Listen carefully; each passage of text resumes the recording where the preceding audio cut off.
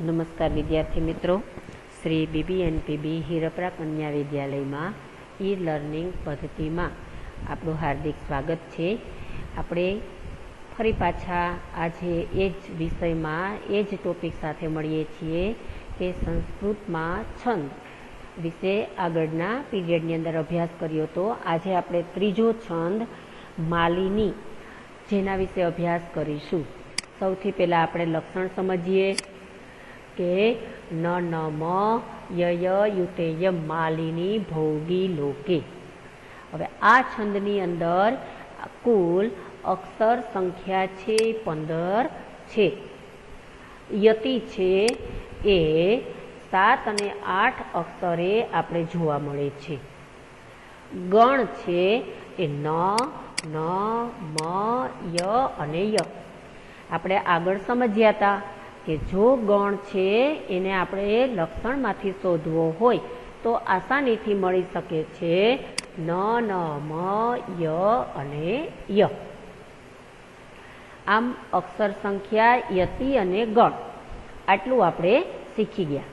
ઉદાહરણ જોઈએ તો અસિતગીરી સમમ સ્યાત કજલમ સિંધુ પાત્રે સુતરુવર શાખા લેખની પત્ર મુર્વી લિખતી યદિ ગૃહીત્વા શારદા સર્વ કાલમ તદપિ તૌ ગુણાનામ ઈસમ પારમ ન યાતિ. આપણે આગળ શીખી ગયા હતા કે એમાં 4 ચરણ છે જોવા મળે છે. તો અહીંયા આપણે 1, 2, 3 અને 4 ચરણ છે. હવે આપણે સૌથી પહેલા કામ કરવાનું છે અક્ષરોની ગણતરી કરવાની. અક્ષરો કેટલા થશે આમાં? 15. માલિની છંદની અંદર અક્ષરોની સંખ્યા કેટલી છે? 15. આગળ આપણે મંદાક્રાંતા છંદ છે જેમાં અક્ષરો ગણ્યા હતા એ જ રીતે આપણે અહીંયા માલિની છંદની અંદર અક્ષરો છે એને સૌથી ગણતરી કરશું. 1, 2, 3, 4, 5, 6, 7, 8, 9, 10, 11, 12, 13, 14 અને 15. કેટલા થશે? કુલ 5 ત્રિક પડ્યા, 5 ગણ થયા. 1, 2, 3, 4 અને 5, 5 તેરી 15 ત્રિક પાડવામાં આવે. આપણે જોઈએ તો ત્રિક એટલે શું થશે? જે 3 અક્ષરોનો સમૂહ તે ત્રિક. તો સૌથી પહેલા આપણે 15 અક્ષરોના ત્રિક પાડીએ. 1, 2 અને 3, 1, 2 અને 3, 1, 2 અને 3. બાળકો ખાસ ધ્યાન રાખજો, અહીંયા જે જોડાક્ષર છે એટલા માટે બંને જોડાક્ષરને આપણે એક જ ગણવાનો છે. ફરી પાછું અહીંયા પુનરાવર્તન થયું, જોડાક્ષર છે એટલે 1, 2 અને 3. અહીંયા પણ જોડાક્ષર છે એટલે 1, 2 અને 3. આમ કુલ 5 ત્રિક પડ્યા. હવે 5 ત્રિકની અંદર સૌથી આપણું કામ લઘુ ગુરુ મૂકવાનું. ત્રિક પડી ગયા પછી જે હસ્વ અક્ષર હશે એટલે લઘુ અક્ષર હશે એ લઘુ અક્ષર છે એના માટેની નિશાની કેવી થશે? અર્ધચંદ્રાકાર.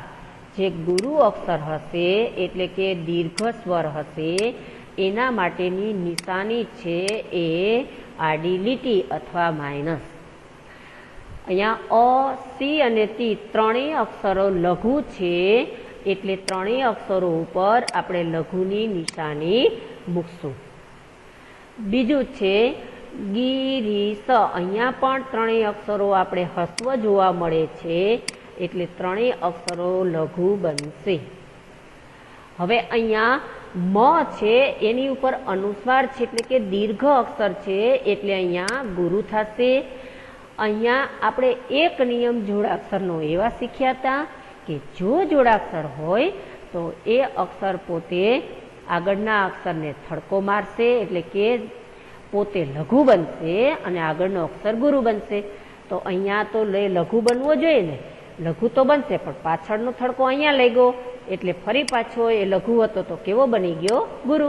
અને અહીંયા જોડાક્ષર છે એનો થડકો આગળ લાગે છે એટલે એ પોતે કેવો બનશે? લઘુ.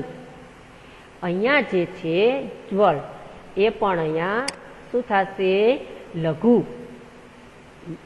અહીંયા અનુસ્વાર છે એટલે એ શું થશે? અનુસ્વાર માટે એ ગુરુ. અને સી છે.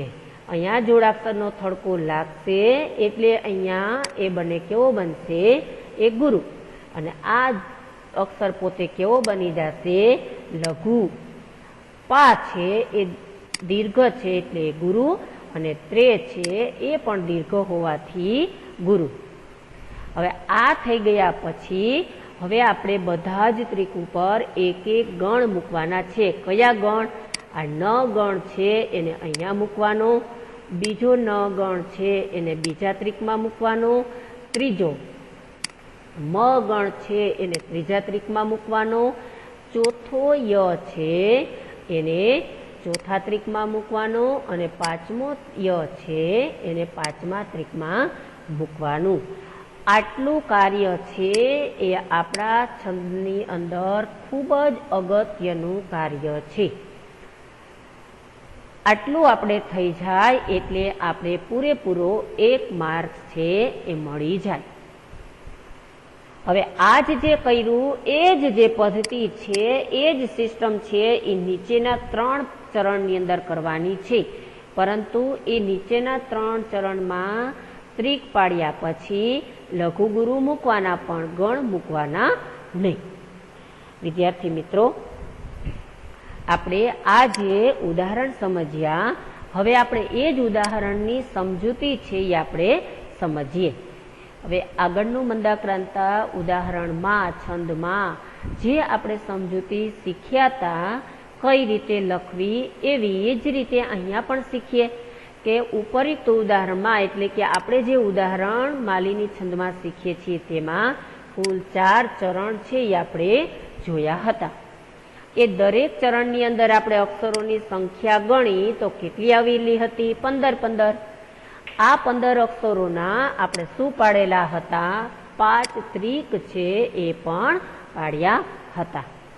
આ 5 ત્રિકમાંનો જે પ્રથમ અને દ્વિતીય ત્રિક છે, પ્રથમ અને દ્વિતીય ત્રિક છે એટલે કે અસિત અને ગિરીશ, એની અંદર ન ગણ એટલે કે સર્વત્ર લઘુ અર્થાંત ન ગણ છે.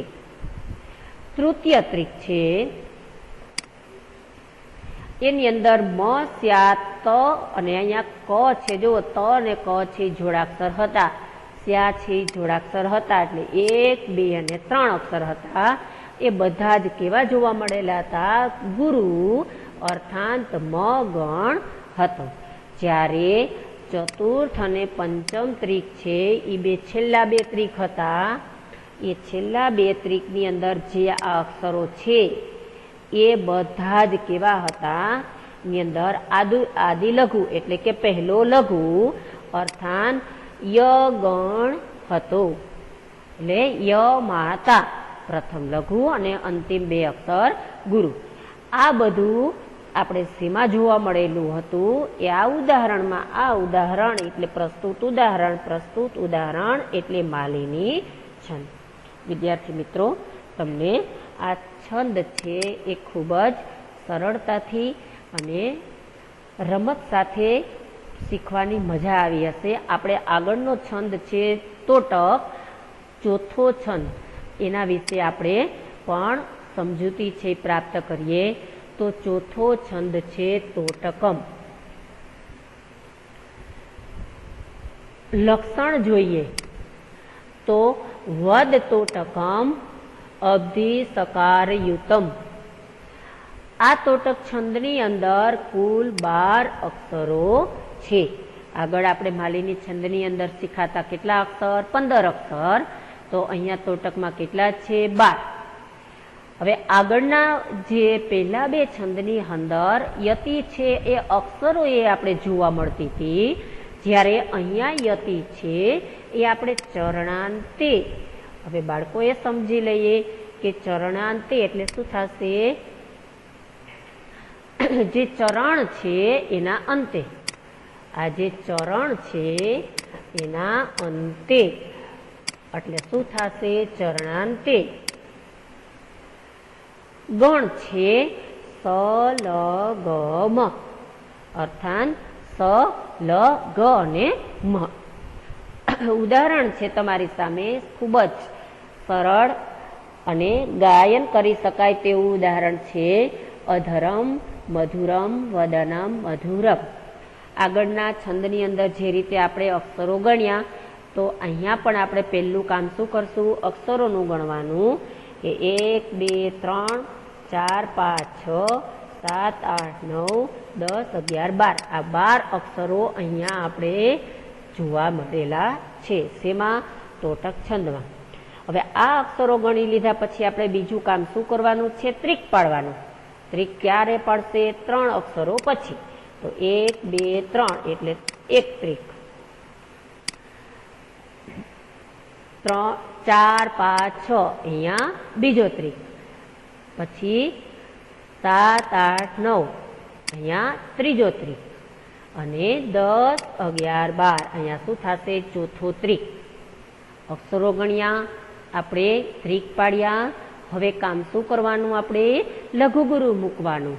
તો જે અક્ષરો લઘુ હશે એટલે કે હસ્વ હશે, એના માટેની નિશાની કેવી છે? અર્ધચંદ્રાકાર. ગુરુ હશે એને માટેની નિશાની કેવી છે? આડી લીટી અથવા આડી રેખા અથવા માઇનસ. તો અહીંયા પહેલા 2 અક્ષરો લઘુ છે અથવા હસ્વ છે એટલે શું થશે? લઘુ લઘુ. અને છેલ્લો અક્ષર ગુરુ. માથે અનુસ્વાર છે એટલા માટે શું થશે? એ ગુરુ અક્ષર થશે. જો બાળકો અહીંયા સગણ છે એટલે સગણની અંદર 4 જે ત્રિક છે, 4 ત્રિકની અંદર પહેલા 2 અક્ષરો આપણે લઘુ જોવા મળે છે અને અંતિમ અક્ષર છે એ આપણે ગુરુ જોવા મળે છે. એટલે આ 4 ત્રિકની અંદર આપણે લઘુ ગુરિયા મૂક્યા પછી અહીંયા સ છે એ પહેલામાં, લ છે એ બીજા ત્રિકમાં, ગ છે એ ત્રીજા ત્રિકમાં અને મ છે એ ચોથા ત્રિકની અંદર આપણે મૂકશું. આટલું થઈ ગયા પછી આગળના જે આપણે છંદોની અંદર જે પદ્ધતિથી લઘુ ગુરુ મૂકતા હતા એ જ પદ્ધતિથી અહીંયા બીજા 3ની અંદર આપણે લઘુ ગુરુ મૂકશું અને એના ત્રિકો પણ પાડશું. હવે આપણે સમજૂતી જોઈ લઈએ. જે સમજૂતી છે એની અંદર આપણે જોઈએ કે ઉપરયુક્ત ઉદાહરણમાં કુલ 4 ચરણ છે. આપણે 4 ચરણ છે એ જોયેલા હતા. ચરણ પંક્તિ કે 4 પંક્તિઓ હતી. દરેક ચરણની અંદર આપણે અક્ષરો ગણેલા હતા તો 12 અક્ષરો છે જોવા મળેલા હતા. અને આ 12 અક્ષર છે એના કુલ કેટલા ત્રિક બનેલા હતા? 4 ત્રિક બનેલા હતા. એ દરેકની અંદર દરેકમાં પ્રથમ 2 અક્ષરો કેવા હતા? લઘુ. અને ત્રીજો અક્ષર એટલે કે અંતિમ અક્ષર છે એ આપણે ગુરુ જોવા મળેલો હતો. તેથી 4 ત્રિક છે એની અંદર કયો ગણ છે? સગણ છે. ત્યાર પછી એના અંતિમ અક્ષરે યતિ એટલે કે આપણે જ્યારે શ્લોકનું ગાયન કરીએ, પઠન કરીએ ત્યારે જે અટકીએ, વિરામ કરીએ એ યતિ. એમ અહીંયા તોટક છંદની અંદર આપણે યતિ છે ચરણાંતે જોવા મળેલી હતી. તેથી પ્રસ્તુત ઉદાહરણમાં આપણે તોટક છંદ છે એ પ્રયોજાયેલ જોવા મળે છે. વિદ્યાર્થી મિત્રો, આજે આપણે 2 છંદ છે એનો અભ્યાસ કર્યો. આગળના જે છંદ છે 5મો છંદ છે ઇન્દ્રવ્રજા, એનો આવતા પીરિયડની અંદર આપણે એનો અભ્યાસ કરીશું. આભાર.